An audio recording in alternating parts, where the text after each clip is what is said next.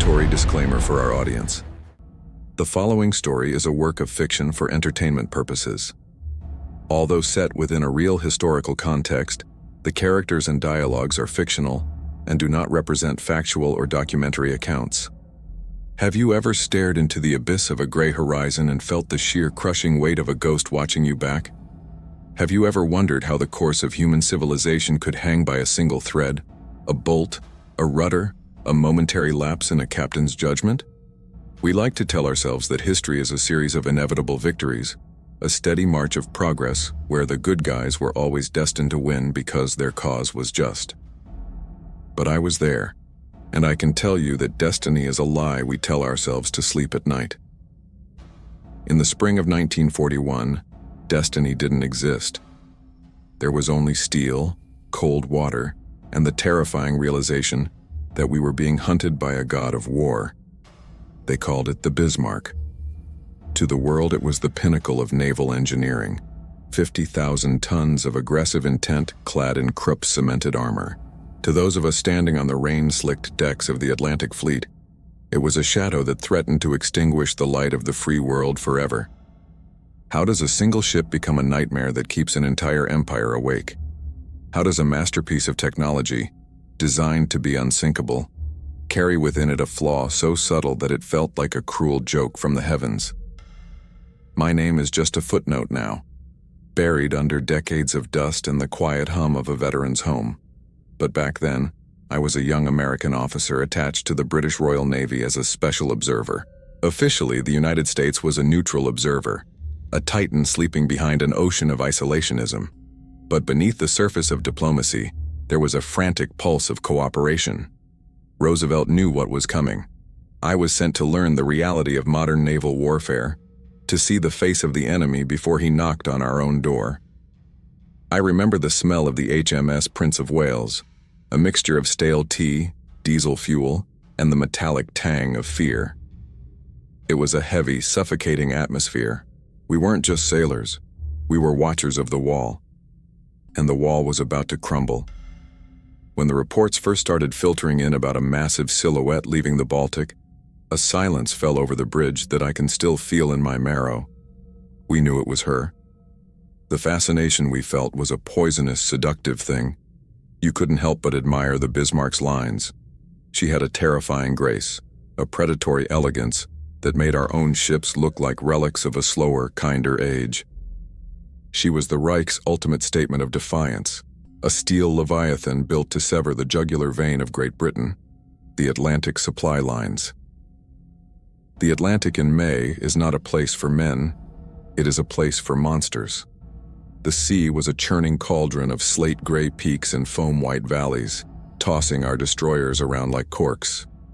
I spent hours leaning over the charts, watching the red pins that marked the Bismarck's last known position move closer and closer to the vital shipping lanes.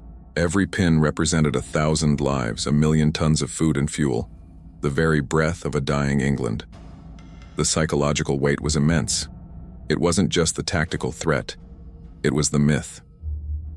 The Germans had spent years building the Bismarck's reputation as an invincible fortress. They said no shell could pierce her heart, no torpedo could slow her stride. And as we steamed north toward the Denmark Strait, huddled in our heavy wool coats, we began to believe the myth. We looked at our own guns, our own armor, and we felt small. We were the prey even though we were the ones doing the hunting. The men around me, British boys with hollow eyes and steady hands, didn't talk much about victory. They talked about the Hood.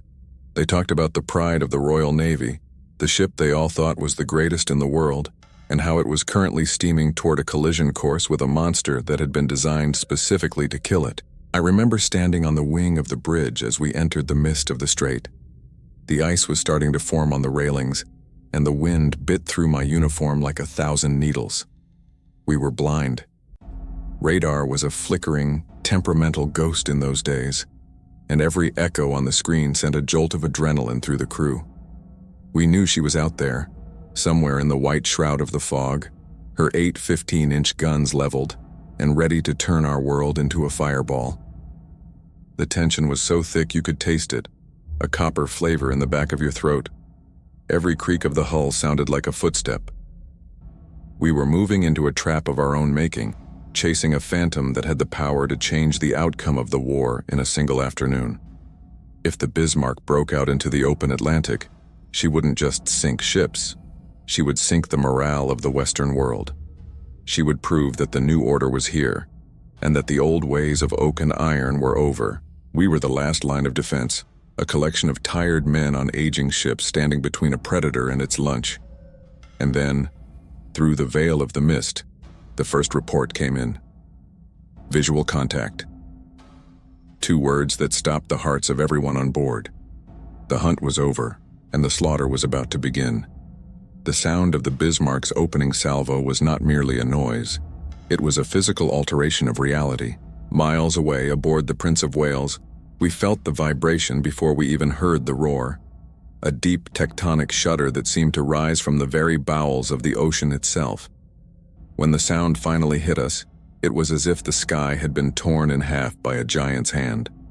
Watching the Bismarck in combat was like witnessing a force of nature, a machine perfectly calibrated for the sole purpose of annihilation.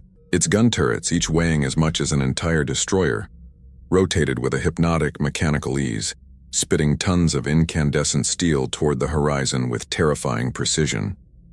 In that moment, in the freezing mist of the Denmark Strait, the fascination we felt for its grandeur curdled into a cold, paralyzing terror. We watched through our binoculars as the HMS Hood, the ultimate symbol of British naval sovereignty, and a ship we all believed to be immortal, was struck by a salvo that looked as if it had been guided by the hand of death itself. In one heartbeat, the Hood was a fortress of steel. In the next, it was a 300-meter pillar of orange fire that snapped the ship in two like a brittle glass toy. I saw hardened men, veterans of a dozen Atlantic crossings, drop to their knees on the deck as the pride of the Navy vanished beneath the black swells in less than 3 minutes. The aura of invincibility surrounding the Bismarck was no longer just Goebbels' propaganda. It was a brutal physical reality floating right in front of us, draped in a shroud of cordite smoke and black soot. The psychological weight of that moment was something no amount of Naval Academy drilling could prepare us for. We knew that if the Bismarck continued its course, nothing in the Atlantic would be safe. There was a thick, suffocating silence that spread through the corridors of our ship, a tacit acknowledgement that we were facing something that defied the established logic of modern warfare. The Bismarck didn't just fire its guns, it dominated the entire theater of space around it. Its silhouette, jagged and dark against the slate-gray sky, seemed larger than the laws of physics should allow, a metallic predator that had outgrown its cage. The British sailors around me, who hours before had been swapping jokes about their rum rations and their girls back in Portsmouth, now moved like ghosts, their faces ashen and their eyes fixed on a horizon that promised nothing but a watery grave. I could feel the cold sweat stinging my eyes despite the sub-zero Arctic wind. Every time the radar pinged with a new movement from that giant, the air on the bridge seemed to get thinner, making it hard to breathe. The Bismarck was the nightmare of German engineering made flesh and iron, a tool of psychological terror designed to break a man's will before it ever touched his body. We were hunting a predator that quite clearly was not afraid of us, and that inversion of roles was a jagged wound in our collective confidence. The chase that followed was a grueling exercise in endurance and mounting desperation. The Bismarck, though slightly wounded by a hit from the Prince of Wales that caused a persistent fuel leak, continued to steam with an implacable, machine-like determination toward the safety of the occupied French coast. The British Admiralty spiraled into a state of controlled panic, stripping every available unit from the North Atlantic to intercept the beast. Escort ships, massive aircraft carriers and aging battleships were diverted from vital supply convoys, leaving the very heart of British commerce exposed, all for the sake of stopping one single ship. The sheer magnitude of this mobilization was the ultimate testament to the terror the Bismarck inspired in the hearts of the High Command. For days, we navigated through storms that made the steel hull groan and caused the exhausted crews to collapse at their stations, maintaining only intermittent contact through primitive radar and salt-stung eyes. The distance between us and the Bismarck was measured in more than just nautical miles. It was the razor-thin margin between the survival of democracy and the global hegemony of a dark empire. Every hour that ships spent undetected was an hour the world drifted closer to an abyss where the Reich would dictate the rules of the sea for 1,000 years. The Atlantic had become a gargantuan chessboard where every move was dictated by a singular, obsessive need to avenge the Hood and stop the monster before it reached the sanctuary of the land-based Luftwaffe. The storm intensified as we moved further south, a relentless, churning wall of water that seemed determined to hide the Bismarck from our sight forever. The North Atlantic was no longer a battlefield. It was a chaotic void of screaming wind and towering waves that crashed over our bows, sending shudders through the ship that felt like the hammer blows of a titan. On the bridge, the atmosphere was one of grim, silent exhaustion. We were operating on fumes, fueled only by black coffee and the raw adrenaline of the hunt. Every man knew that the Bismarck was drawing closer to the safety zone, the range where German land-based bombers could provide a canopy of protection that no British fleet would dare penetrate. The sense of a ticking clock was literal. You could hear it in the rhythmic clicking of the telegraphs and the heavy breathing of the navigators. We weren't just fighting a ship anymore. We were fighting time itself, and time was wearing a swastika. The fascination we once held for the German masterpiece had curdled into a singular, obsessive hatred. We needed to see that steel mountain sink, not just for the strategy of the war, but for the sake of our own sanity. The Bismarck had become a psychological parasite, a shadow that lived in the corner of every sailor's eye, mocking our inability to close the distance. I remember a conversation with a British signalman, a lad no older than 18 whose hands were raw and bleeding from the salt air. He looked at me with eyes that had seen the Hood disintegrate and asked, "Sir, do you think anything can actually stop it? Or are we just following it to our own funeral?" I didn't have an answer. In the logic of 1941, the Bismarck was the apex predator, a ship that had bypassed the evolution of naval warfare to become something prehistoric and unstoppable. The technical reports we received were terrifying. How its armor was layered to absorb the impact of the very shells we were carrying. How its fire control systems could track multiple targets with the cold indifference of a calculator. It felt as if we were chasing a ghost made of iron, a phantom that bled oil but refused to slow down. The oil slick trailing behind the Bismarck was our only tether to reality, a black ribbon on the gray sea that proved the monster was mortal, however slightly. We followed that trail like bloodhounds, praying for a miracle but expecting a catastrophe. The weight of the world felt concentrated on our small patch of ocean. If we failed here, the convoys bringing life to London would be torn apart, and the American dream of staying out of the fire would vanish in a cloud of German cordite. As the sun began to dip toward a horizon we couldn't even see through the gale, the order came down from the Admiralty. Sink the Bismarck at all costs. It was a suicide pact disguised as a military command. We were being told to throw ourselves into the fire to ensure the beast didn't reach France. The fear in the mess decks was palpable, a thick metallic taste in the air that no amount of tobacco could mask. We talked in low voices about the secret Flaw. Surely a machine this perfect had to have a weakness. Nothing built by man is without a crack. But as we watched the spray fly over our darkened guns, that Flaw seemed like a fairy tale. We were closing in on a cornered animal, and everyone knows a predator is most dangerous when it has nowhere left to run. The Bismarck was heading for the coast of France with the momentum of a falling planet, and we were the only thing standing in its way, shivering in our boots, gripped by a terror that was only surpassed by our desperate, burning need to see the giant fall. The stage was being set for a confrontation that would either save the world or drown its last hope in the freezing depths of the Atlantic. The night of May 26th felt like the vigil of a hanging. The gale had reached a screaming pitch, and the Ark Royal, the British carrier that had become our last desperate hope, was pitching so violently in the swell that her flight deck was rising and falling over 50 feet in the darkness.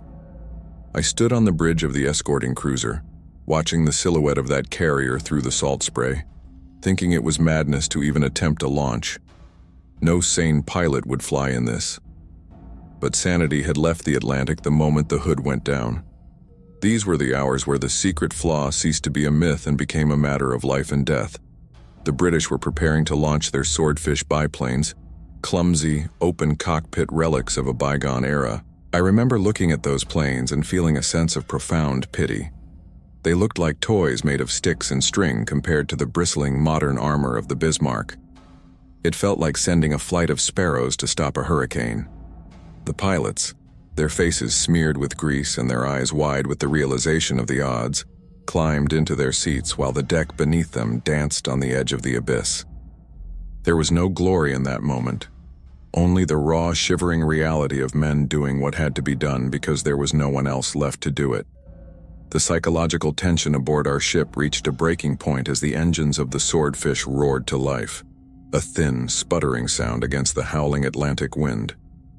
We knew this was the final play. If these biplanes failed to slow the Bismarck, she would be under the protection of the Luftwaffe by dawn, and the chase would be over. The fascination we felt for the German giant was now replaced by a frantic, clawing need for its destruction.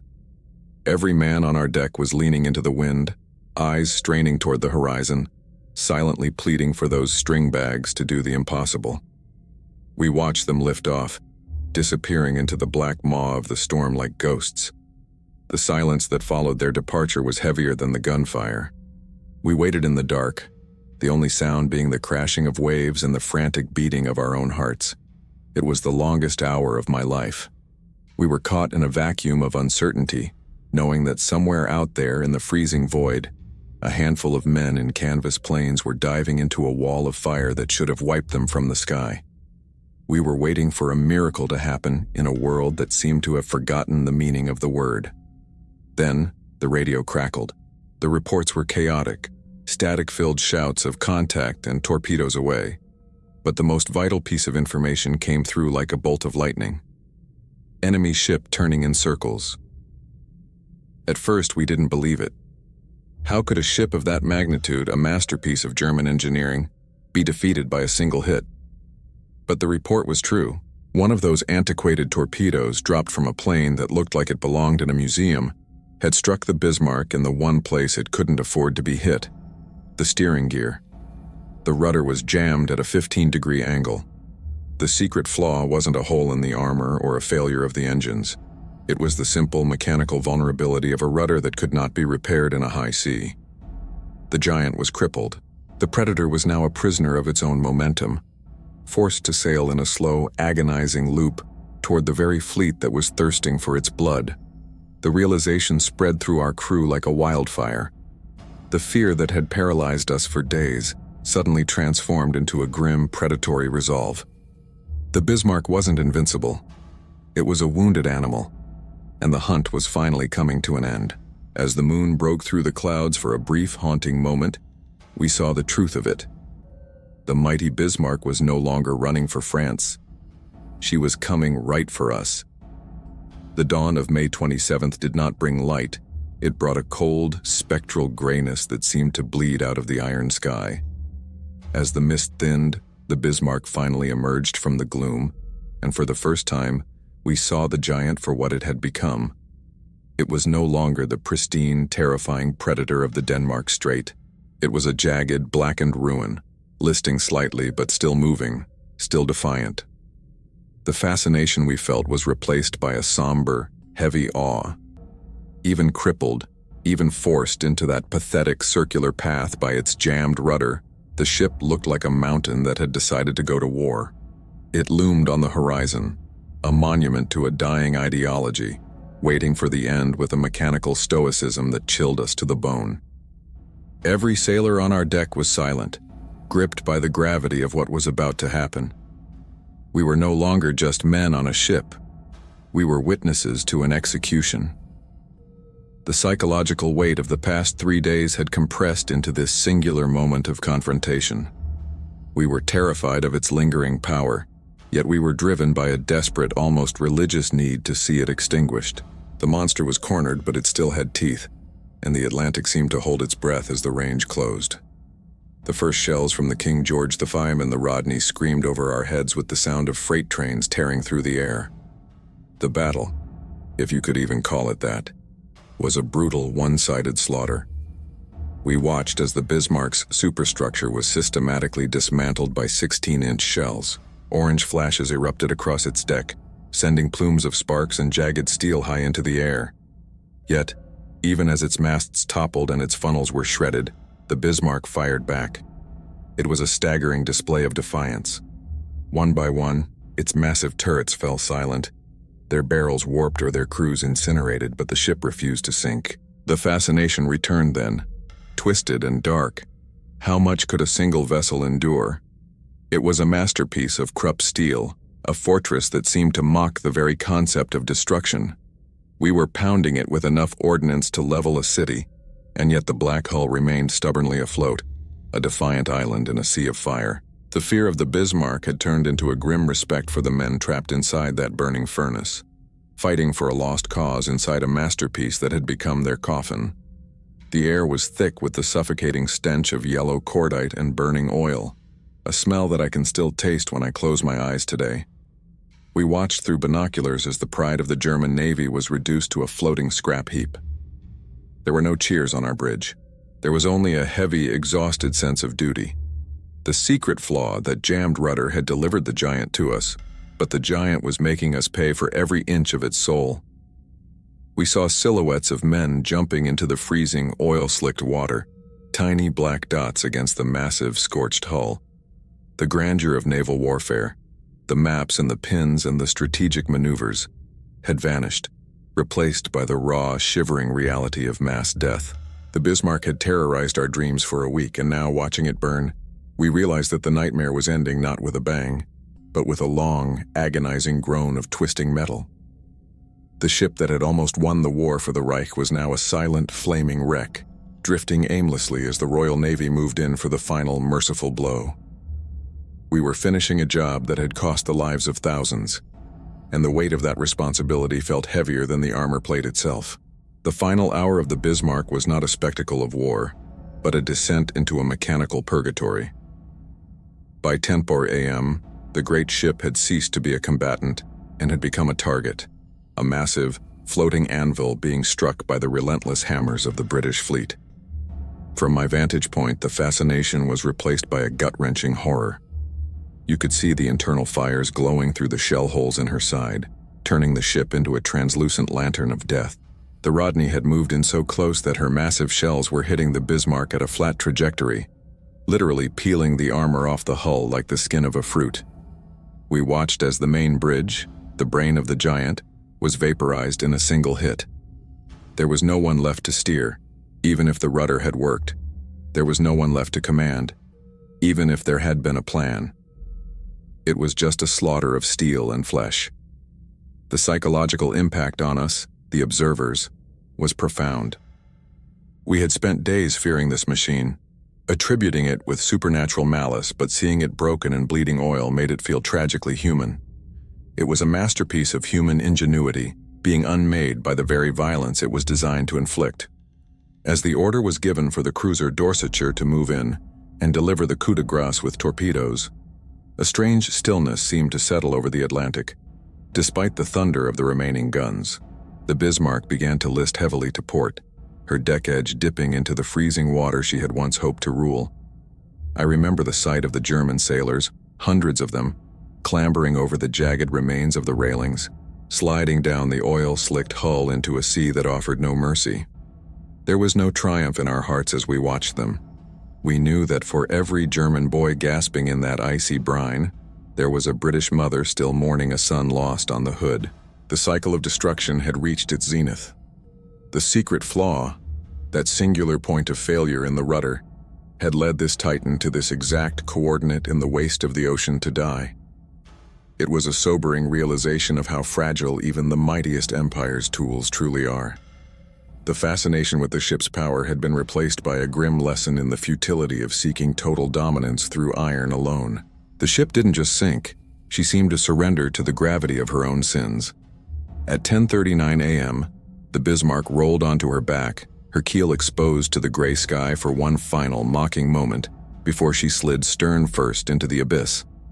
The suction created a massive vortex, pulling debris and men alike into the dark. And then, as suddenly as the battle had begun, it was over. The silence that followed was deafening, a heavy pressurized quiet that rang in our ears louder than the 16-inch salvos.